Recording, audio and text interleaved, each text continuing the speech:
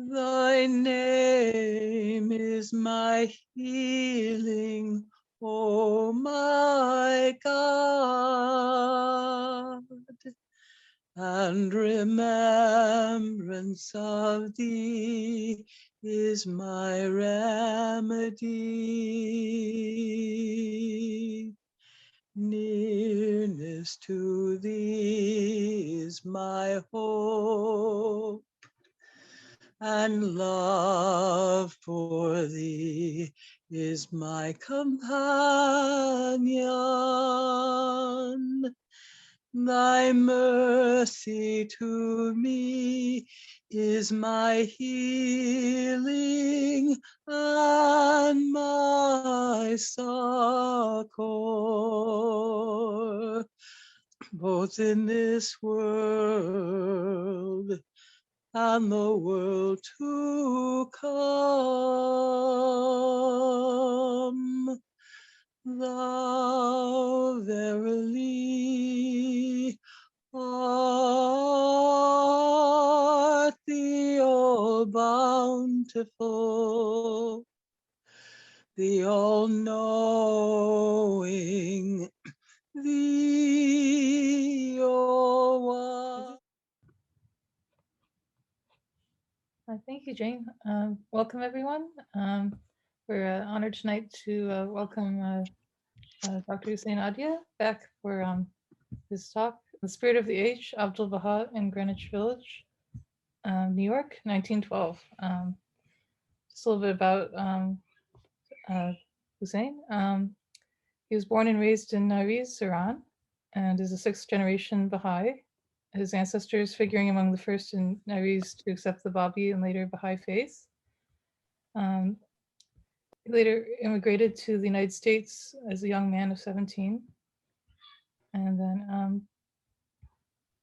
later went on to have a distinguished career in education in New York. And his proudest achievement is to have been one of the founders and his assistant headmaster of the Harlem Preparatory School, a world-renowned charter high school for disadvantaged students. The school is credited with helping numerous people rise from poverty to a better life. He's written many books, including, let's see, make sure I get the title right.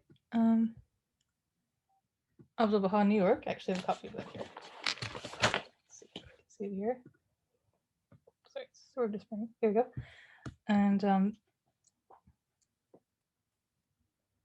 A Way Out of No Way, Harlem Prep, Transforming Dropouts into Scholars, Baha'i-Inspired Institute, and also a book which is a comprehensive study about the life of Tahirih and her American contemporaries in English and Persian languages, as well as Foreigner, From an Iranian Village to New York City, which tells the story of Iranian Baha'i immigrant to the United States in a series of moving and humorous episodes, excuse me, set against the backdrop of a changing Iran. So without further ado, we'd like to welcome Dr. Hussein Adia.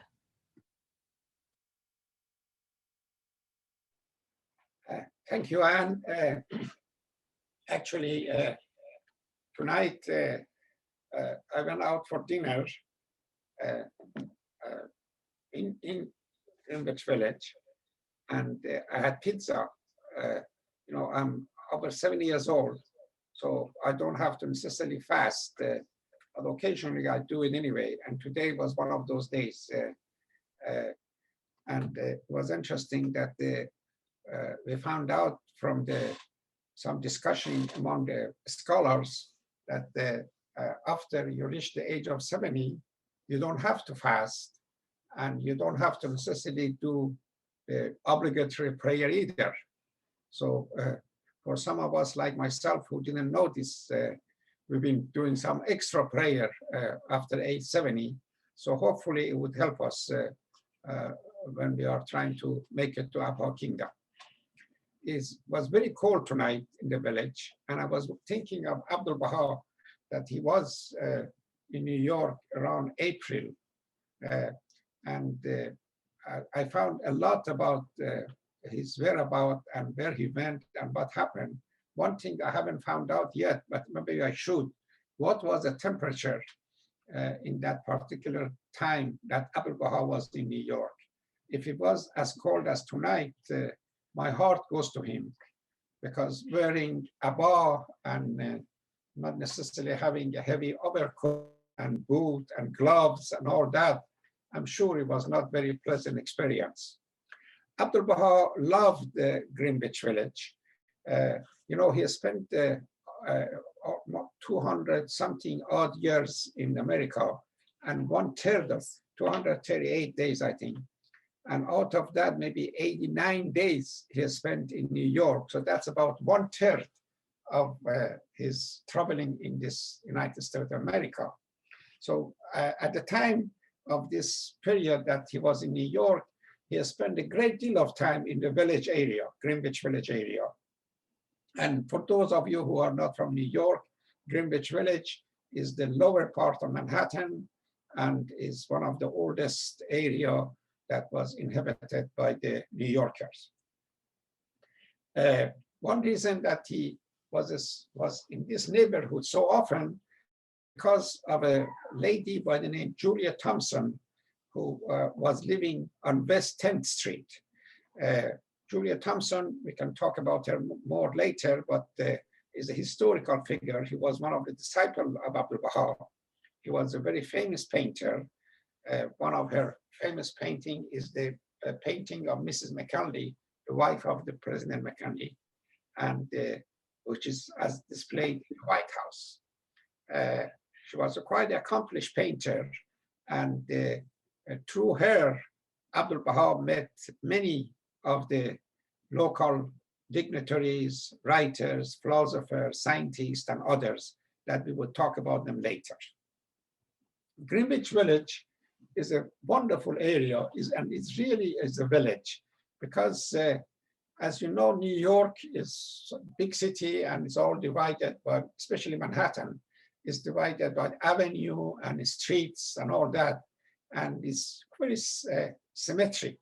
But this particular area is a combination of short street that close and then another one open, and they all have names instead of having letters and numbers.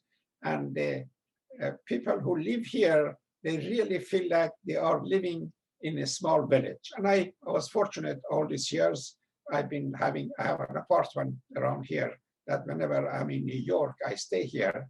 So when I go out, when I walk around, I often think of, did Abdul Baha walk in this street? Did he stop here? Did he eat in this restaurant? Did he see this building? Because many of this building and stores and things like this, I did some research on that. They have not changed really much. The train station and the subways and the shops and things like this. At the heart of Greenwich Village, there is a wonderful, very sweet and cute park called Washington Square Park, which historically is very important. You know, it has a beautiful arch at the middle of it, which is similar to famous arch in Paris. And it has been in the northern part of this small, beautiful park was a series of wonderful homes and houses that in the early 19th, 20th centuries, the rich people used to all have their homes there. And in the summertime, of course, these business people, they would go to their summer homes in Providence or other places. But then in the winter, they would return. And often you'll see in the northern part of the square, these fancy cars and carriages stop, and these rich people would come, and their servant and assistant would come and help them to get inside their house. But the park itself is still, when you walk in the park, you have the same feeling. There was a very exciting place. There were lovers who were sitting on the bench, and they were keep telling each other how much they love each other and stare at each other's eyes. There was an Italian singer on the corner who was singing some opera. There was somebody else who was giving a big lecture about the equality of man and woman. There were some homeless people who were sleeping on the bench, and the policeman in those days and even nowadays trying to ask them to leave. So this was the inside and the southern part of the Washington Square Park. And I have no doubt that Abdul Baha has walked in that park a lot and has with Juliet and others. Through Juliet Thomson, as I mentioned, Abdul Baha met some significant number of people. One person that is worthwhile to mention his name, and I'm going to show you his picture later, was a fellow named Khalil Gibran. He was a painter, he was a philosopher, he was a writer. Originally, he came from Lebanon, from a Christian background. I think he was either Orthodox Christian. And he wanted so much to bring some harmony and friendship between the Muslim and Christian, because Lebanon historically, and it still is, has full of friction and full of problem between these two groups. So meeting through Juliet, he met Abdul Baha. He and Juliet were very close friends. As a matter of fact, his apartment was on the 10th Street, was right across where Juliet lives. So they often would go to each other's studio and they share their work and they talk about each other. So he met Abdul Baha, and often he said that in Abdul Baha, I see the manifestation of God on earth. I said, all my life I've been searching for someone to think about how the gods and his messenger or his prophet look like. And in Abdul Baha, I saw that. So he decided he offered to paint the face of Abdul Baha. And he did that, I think was in April 29 of 1912, sorry. And the session lasted three days, or three occasions to finish that painting. And those who witnessed this painting, there were 25 of them who were actually present while the painting was going on.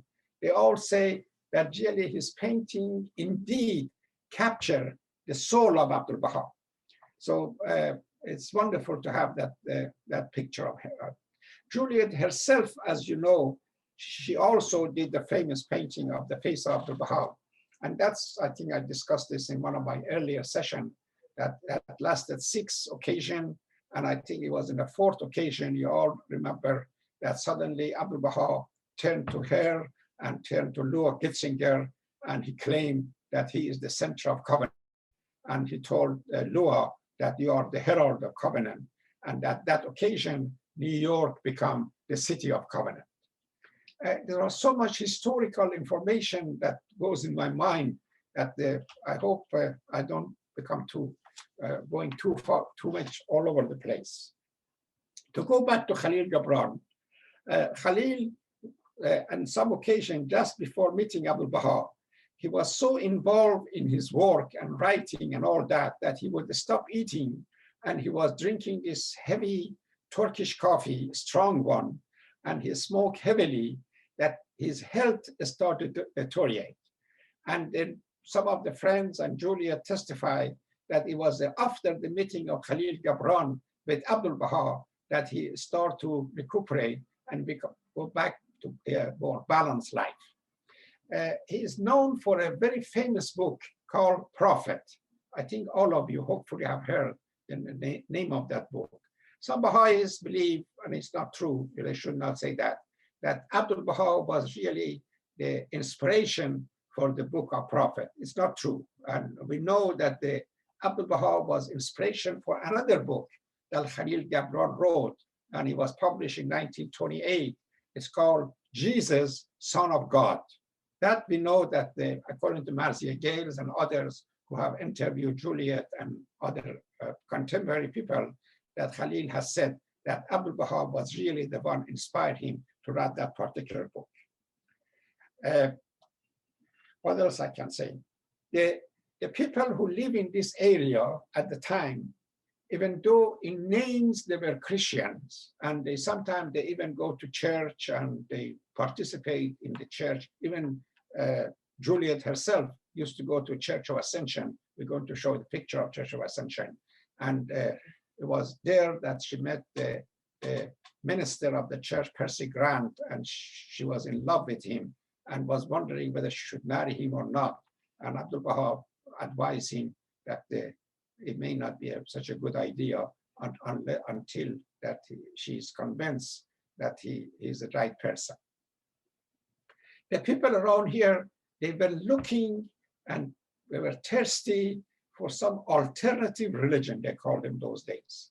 They searched through the Hinduism, through Buddhism, and through all kind of other things. Some of them believe in telepathy, some of them believe in reincarnation.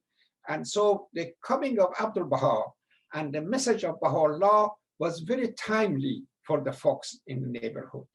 Because Abdul Baha talked about the unity of mankind, equality of races, the unity of man and woman, equality of genders. And these were the kind of thing that was very much appealing to the peoples who live around here.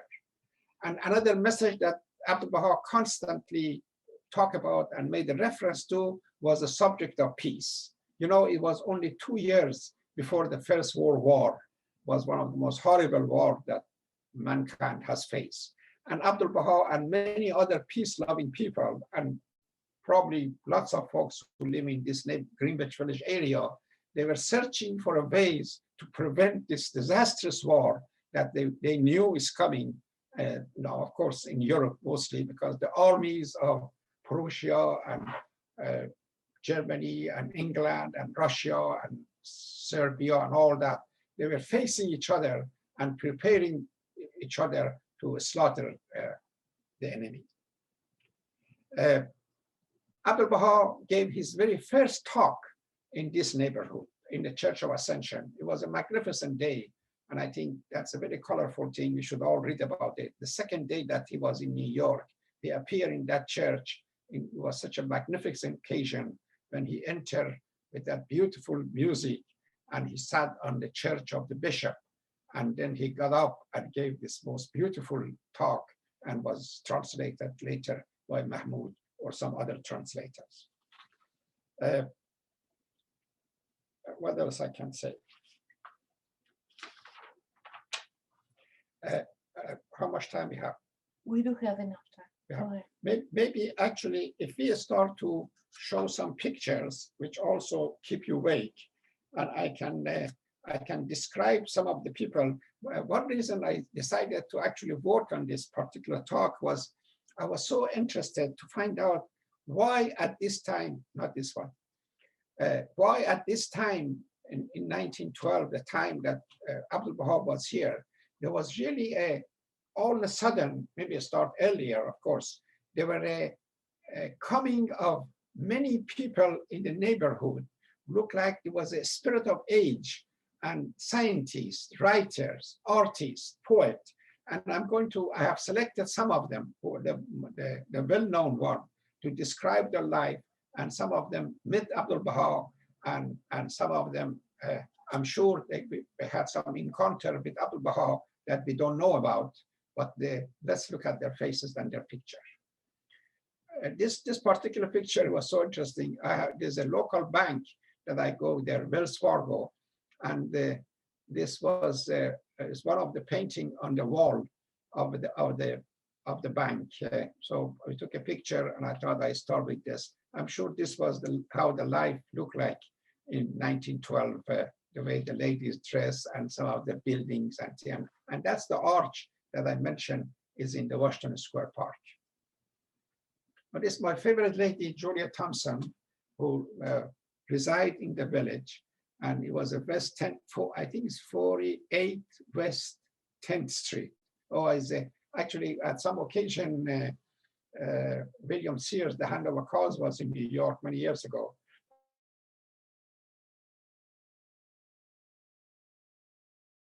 He used to love to take pictures and make a slideshow. So by mistake, instead of taking him to 48 West 10th Street, where Juliet used to live, I took him, I think, to 48 West 11th Street. And then a few days later, I realized the mistake I have made. So I quickly contacted him and I told him the mistake. So it was quite something because he already had the slideshow and he has to change it around, but it was managed. The good looking guy on the left is me. And and there's a scooter there, but I don't think so that belonged to Juliet Thomson. It was probably the new owner or the tenant of the building who used that scooter. But I thought maybe I'd take a picture in front of her house. Maybe I get some blessing from it. Oh, this that Juliet did of Abdul Baha. The original painting, unfortunately, I think was destroyed in a fire, if I'm not mistaken, but it's not available. But there has been copies, and whatever you see now is a beautiful picture, and it's a very popular picture. And it's those who have seen it and knew Abdul Baha, they say there's a great deal of resemblance between this painting and Abdul Baha himself. Well, this is the man I told you, Khalil Gibran, the Lebanese poet and writer, and his painting on the left is of Abdul Baha, and it's supposed was a great piece of work by professional people have admitted that and consider one of the better work of Khalil Gibran. Where is this? This is the address where. That's the house that he used to live right across the Juliet Thomson, the other side. I think the original house that he was live has been torn down and the new one was built. I don't think so. This style of building was not popular at that time, but this is where the location, right across the Juliet's house. Oh, this church is a significant church, been here for last 200-300 years. As I said, Abdul Baha gave his first talk there, and then I will tell you a story later. Maybe I should tell you now. I was a treasurer of New York Assembly, and with our chairman, Hushman Taraz, some of the old timers may remember him. We were searching to buy a Baha'i center, and it was amazing that between him and I, we were so attracted to this neighborhood, and especially this church. And we were telling the different agents that we were working with that is there anything in this area? Because we knew Abdul Baha spent so much time in this area. And eventually we found the Baha'i Center, which is only a block away from this church on West 11th Street, East 11th Street. And it was amazing. It's a whole story that I can tell you about buying the center, how, because it was such a cheap price of, I think, a little over $200,000. Now they run to $15–20 million. So that was a good investment. And I think Baha'i community is very blessed to have a place so close to Church of Ascension and the other places that Abdul Baha used to live and stay, not live and stay. Oh, this woman is quite a character. She was a very eccentric newspaper woman, very quite an accomplished writer. She got the Pulitzer Prize for her writing. She interviewed, especially she was very famous for her interview. She interviewed Teddy Roosevelt, President Roosevelt, Mark Twain. She interviewed Winston Churchill. She interviewed Pablo Picasso. She interviewed Wright brothers, all these top-notch people. And somehow she was interested to interview Abdul Baha when Abdul Baha was in New York. So one day she came for interview, and Abdul Baha said, I am in my way to go into a Bowery, and I want you to come with me. And she was a little bit shocked, with the treatment she's getting from an Eastern woman in robe and turban and all that. So he grabbed her hand, hold her hand, and they walked together, and they went to the Bowery Mission.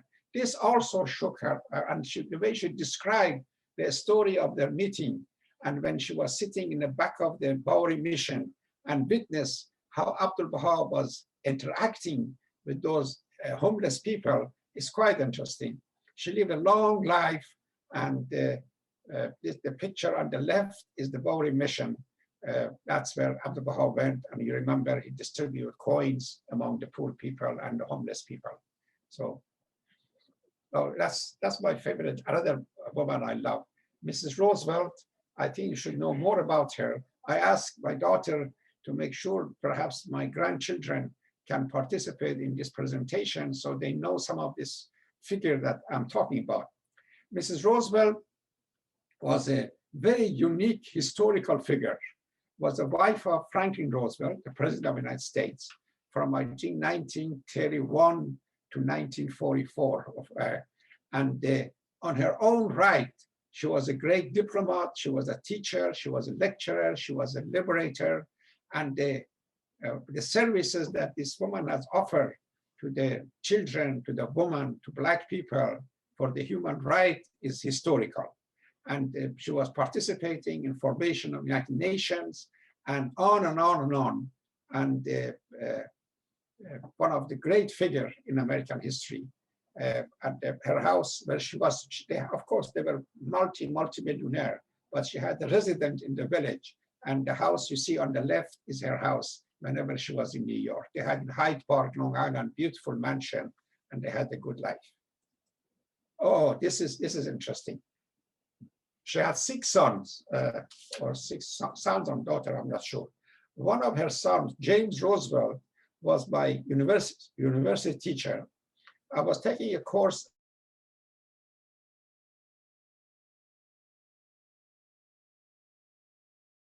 history.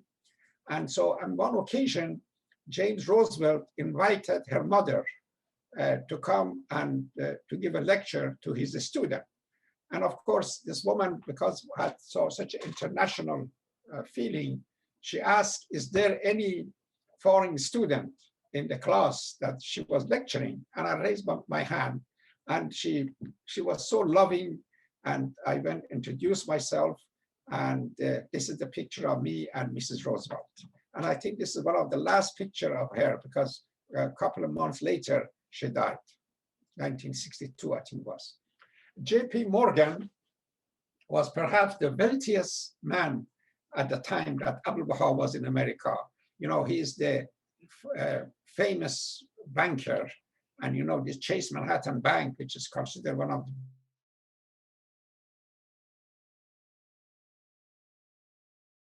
the J.P. Morgan owns, I think, Chase Manhattan or some relation like that.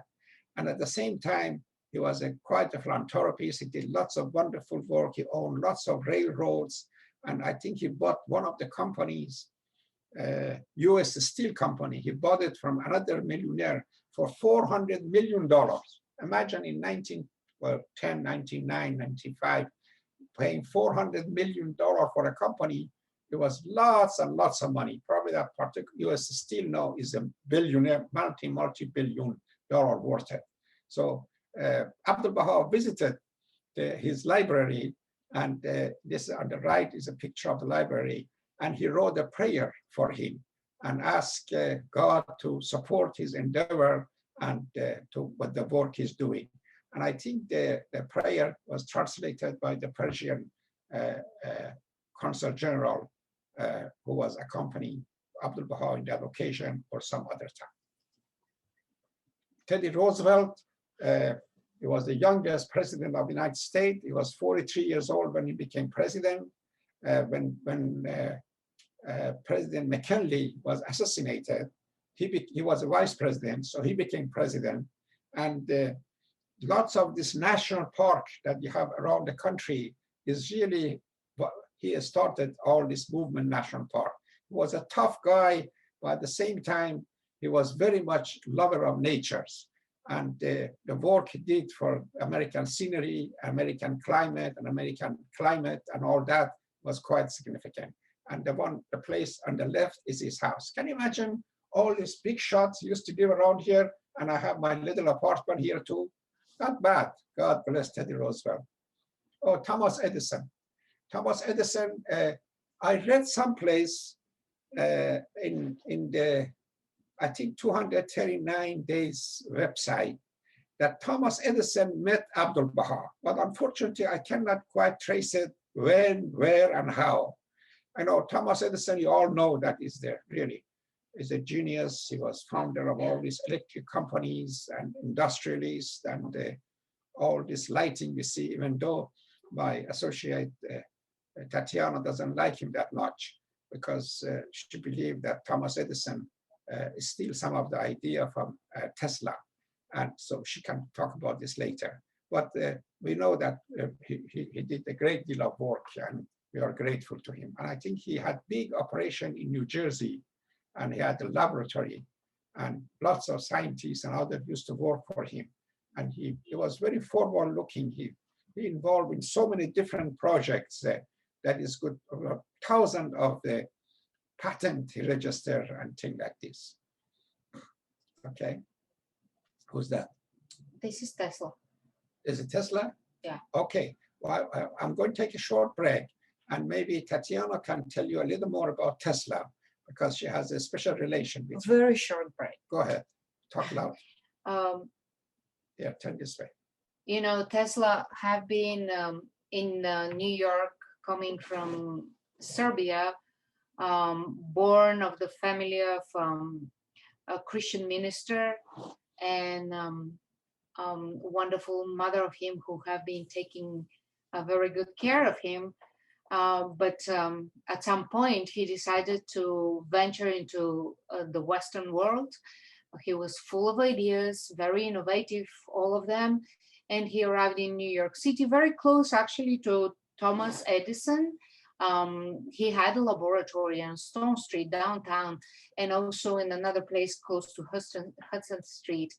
And both places have been, you know, his inspiration of so many innovations. Unfortunately, the time that he ventured into these innovations, he was suppressed to a big extent from Edison, who have been already having a lot of good connections, and established his portfolio much longer than Tesla. Tesla actually worked for him for a certain period of time. And interestingly, on this picture, you will see on the top is Tesla's laboratory, and on the bottom right is Tesla on the background, and in front is actually Mark Twain, another person who is very, very famous in Greenwich Village at that time as a writer. He was a personal friend of Tesla, and he visited his laboratory, and he was very intrigued by all the innovation Tesla have made. Tesla was never after money, unfortunately for him, because that stops some of the innovations to be funded properly. He was also a friend of the daughter of J.P. Morgan, who was amount of money to start one of his innovations, but unfortunately, in the middle of that innovation, J.P. Morgan stopped financing this project, and that ended up to to the downfall of the innovations registered by Tesla. So this is for the short time we have, but if you're interested, there is so many materials written about the scientists in Greenwich Village. You can follow up each one of them online. Thank you, Tatiana. And Tatiana mentioned he was poor, but I just read someplace that this guy who's making this car, what they call these cars, Tesla. Musk, who is the owner of the what's his Tesla name? car. Musk. In universe right now. Okay, this lady is also an interesting woman. She is the one that was a Jewish activist, immigrated to the United States. She was very active in supporting immigrant and the poor people. And her poetry, part of her poetry, if you know, is written on the bottom of the Statue of Liberty, the one that said, "Give me your poor, give me your tired," and and all that. It's interesting that this subject of immigrant and refugees, sometimes we forget that during the time of Abdul Baha, the Jews were the way they were treating them when they came to America are the same way that these days, unfortunately, they are treating the Mexican, or they are treating some other nationality that they are not welcome to America. Or maybe a century earlier, they were looking at Italian or Irish the same way they are looking at Mexican now. So this country has quite experience in terms of not welcoming immigrant to start with, but then shortly after, they become really the really mainstream of the society. This is her house in the village, and she would live a long life. I think eventually she moved to California, and she died in Carmel, California. Mark Twain was a very eccentric and very delightful writer. I'm sure, hopefully all of you know all about him, and you know the stories that he wrote, Huckleberry Finn and others, is considered perhaps the greatest American writer in the last couple of hundred years. And he lives on the 10th Street, right? 11th Street. 11th Street, not far from Juliet Thomson and Khalil Gibran and others. Oh, this is another character who lives in earlier age. Earlier age, maybe was Edgar Allan Poe. He was a famous writer. He was writing lots of detective story and police and criminal stories. And I think the book Sleeping Hollow is one of his work. And this is his house in the village also. This goes back, way back. I like this guy, that's why I included him. Sorry, Hussein. The Yes. Sleepy Hollow was Washington Irving. Oh, sorry, thank you. I knew that. I wasn't sure of that. But Edgar Allan Poe did a lot of quote unquote more horror things, Oh, like The Telltale Heart, things like that. Quite dark, quite dark. You're right. Yes. Thomas Paine was a great figure during the American Revolutionary period. And Ben Franklin has said that his pamphlets and his writing was as effective in progress of revolution as the sword of George Washington. He was an Englishman. He was instrumental and active in the French Revolution. He came to America, and his famous book, Common Sense, is well known and was very popular at the time. He died in Greenwich Village, and this was the house that he used to live on the left side. And he died much earlier. This is 1808. Yeah, and of course, on the right by the house, they have plaque and with this little statue, face of him on the. Next. Trotsky, these are all surprising that I found. Trotsky used to live short time in the village. Trotsky was the associate of Lenin. Between the two of them, really, they brought about the Russian Revolution. He was in New York. He was writer for some local newspapers. He was active in the Russian immigrant community, and he lives along the 8th Street and Astor Place, or his office was there. And this is the location. I'm not sure this is the original place that he works or he lives, but this is the location. And he was here maybe for a year or so. And I think in 1916, 17, he went back to Russia and he helped to bring the revolution and then the communism to Marxist concord. Eventually, he got in the feud with Stalin, who was a successor to Lenin. And Stalin arranged for his assassination in 1940s. I think he was in Mexico at the time when Stalin killed him, or a Stalin agent killed him. That's Trotsky. And this is the work of Tatiana and her husband. They are caretaker of Baha'i Center. They are doing such a great job. This is the interior of Baha'i Center. And you are welcome to visit. It's only a block or two from Church of Ascension, from a home of Juliet Thomson, Khalil Gibran, Mark Twain. So make sure when you come, you visit all these places. And I have a feeling that if I live long enough for the rest of the year, which we are commemorating the ascension of Abdul Baha, we would make some arrangement for a tour of all these places and all the places that Abdul Baha had given a talk or visited in New York. So stay in touch. We can always participate in our tour. Thank you very much. Willing to answer any question. And this is the advertising, the book that Hillary and myself wrote about Abdul Baha when he was in New York. And you could get even more information about all these things if you buy the book. But if you not, I can send you the PDF. Thank you. I'm willing to answer any question if you have. Thank you, Anne. Thank you. Let me, Thanks a lot, Hussein. It was wonderful. Yeah, welcome. Yeah. It's kind of late for me. I should be in bed by now. Who are any of my friends? Why don't some of them introduce themselves? Is Linda and the kids are there? Yes, Linda is here. That's good. How about Bahia and Thomas?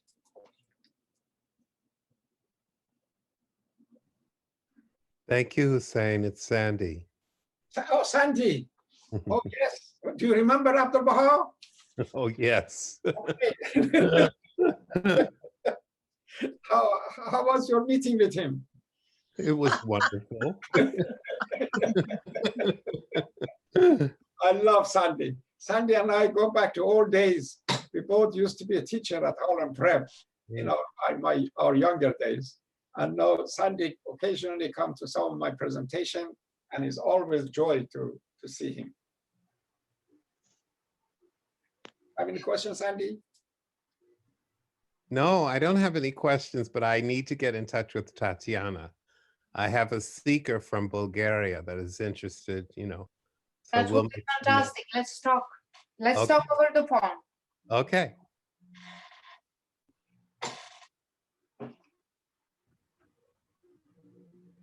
I love the idea of a tour. I would definitely be interested.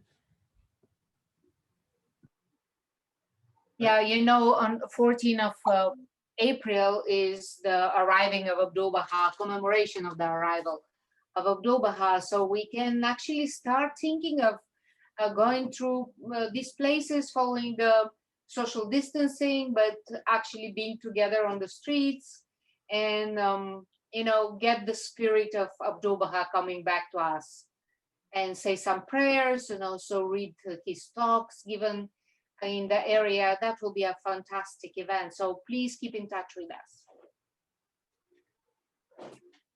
Very good.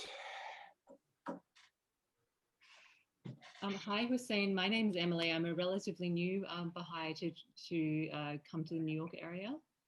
Thank you so much for your talk. I would love to come along for the socially distanced tour on April 14th, if that happens. I just was wondering, could you tell us where can we buy the book that you've written? Because I'm not sure where to get it.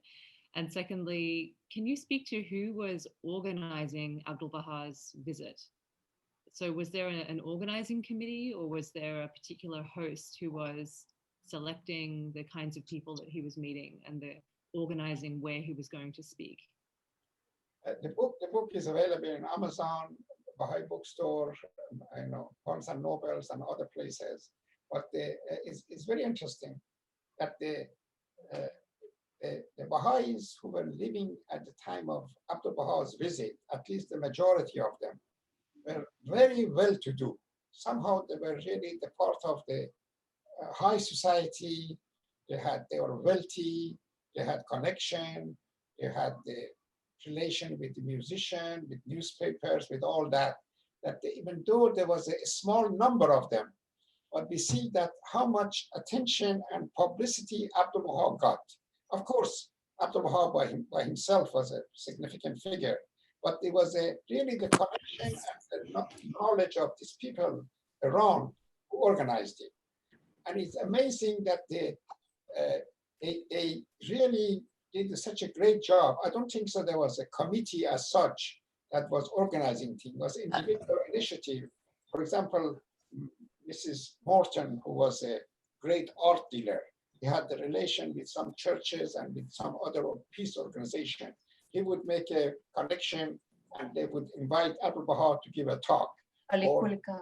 Ali Quli Khan, who was the Persian charge affair in America, had a great deal of relation with the governmental people.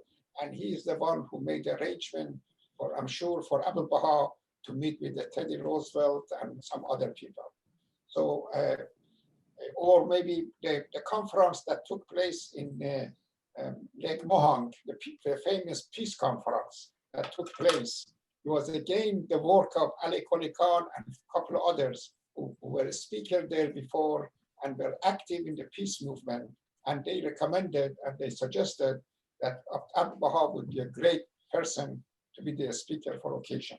So I think that that's how it works. And thanks God, it was all individual initiative, because I found out whenever there is a committee, probably they would get together and they consult, shall Abdul Baha go to this meeting or that meeting, who agree with that? And so it may not quite work, but it was spontaneous and the willingness of Abdul Baha.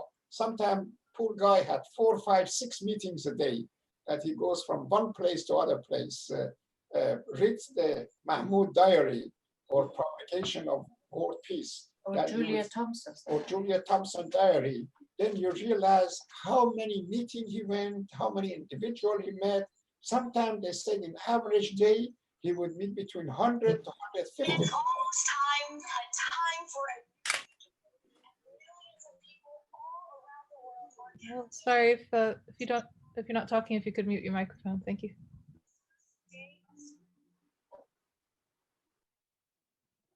Okay, I'm finished with that question. Thank you so much. Sure.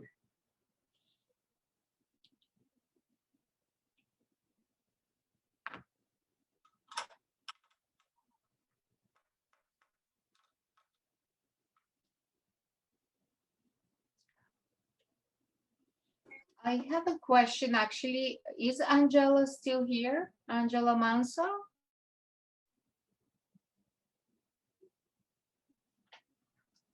Maybe she left. Maybe she left, yeah. Angela Manso wrote a very beautiful melody of the prayer revealed by Abdul Baha for New York City. And I wanted to ask her how she was inspired about this melody, but maybe next time. If friends, if you don't have any other questions, this may conclude our evening together, and we will see each other soon again. All depends on Anna and Richard and all of the Queen's community who have been supporting these events. Thank you so much for participating and inspiring us to get again together every week. Thank you. Well, thank you, Tatiana and Thank you. Hussein, and also for everyone who attended. And if any of you want to be a guest speaker, just let Anna or myself know. Okay. And Tatiana, we never get to see your face. You're always in Sorry, this. I'm behind the stage because I'm Yeah. monitoring, the pictures and everything else. Next time I will be shown. Actually, Hussein, I have a question. Sure, Richard. Where did Abdul Baha stay during this trip? I mean, did he stay at homes of Baha'is or? Originally, when he arrived, they have made the arrangement for him to stay in a very interesting and fancy hotel kind of thing called Ansonia. Ansonia Hotel was on 72nd and Broadway. He was on the 7th floor of the, I've been in that apartment, 7th floor of that building. It was a 2-bedroom apartment. And there was so many visitors were coming and going. And I'm sure there were some black or some Persian looking with abba, with robe and all that. So the management of the hotel didn't like the idea. So they suggested that Abdul Baha should move someplace else. So then he moved to a nice house on the 78th Street, and he stayed there for a long period of time. So he got 2, 3 different places that he stayed. And He stayed in Hotel Plaza for a short time too? I doubt. No. Yes, he did in one of the rooms. So this was what it's all in the book that we have mentioned, and also is on different. We have a website, by the way, that they called Abdul Baha in New York .org, and it has lots of pictures of the places and the location of where he was visiting, and direction how to get to those places, and lots of wonderful stuff there that friends has contributed, and we have it in that site. So visit that site, and you will get much more information about Abdul Baha's visit to New York. And the Ansonia is still there, but it's now an apartment building.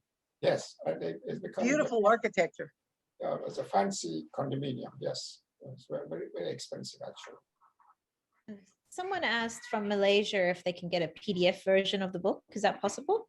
Yes, please share the email which we have to send the book to, the PDF, on the chat, and we will copy and send it. Yes, he's shared. The person shared it. The email. Great. Yes, I have the email. I will send it on to you. Thanks. Thank you. Speaking of Malaysia, is my friend Jack there? Jack was here earlier. Yeah, Jack, I love Jack. I'm sure he loves you too. Yeah, Jack usually sleeps earlier. Yeah. Evenings. He's a morning person. So. I know. He's very, very, very early morning person. But I always say that you ever meet Jack around the airport, don't say, "Hi, Jack," because you get yourself in big trouble. Get the joke? That's right. You are known as a wonderful writer, a wonderful teacher, and a very bad joke teller. Thank you. Well, Bad joke in the idea that you're not a bad joke teller, you're a bad joke teller. It shows how long you have been knowing him. I know. Wonderful to see you. Okay, friends, I love all of you, and good night to all of you. And I love your Good night, smile Aloha. faces. Keep them until next time. Bye. Good night. Bye. Good night. Good night, everyone. Good Oh, night. before you go, Bye. I would like to take a picture. Everyone, please show Oh your, yeah, let's take a picture. Let's take a picture. show your faces, everyone. Ready? Ready? One. Ready? 1, 2. And stay in touch. Join our group on Facebook. It's called Baha'i Devotional. Wonderful. Thank you. Thank you, So everyone. Aloha. This is in the picture. Happy Nowruz. On 20th March, we are celebrating Nowruz. That's right. Happy Yes. Happy Nowruz. We won't be meeting Yeah. before that. Thank Happy you. Nowruz, everyone. Thank you. Happy Nowruz. Good night. Good night, everybody. Happy Nowruz, Phoenix. Yeah. Maybe we could invite Masood. Masood Yeah. at some point to give us a talk. We should. Oh. I don't think I was able to. I checked one of the emails, but I forgot the other one. Hey. Hussein, again, thank you. I'm sorry I corrected you about Please, Sleepy that's Hollow. always very I'm helpful, so glad Jan. you did that. it's the teacher in me. I can't not. Of course. I always love your correction, honey.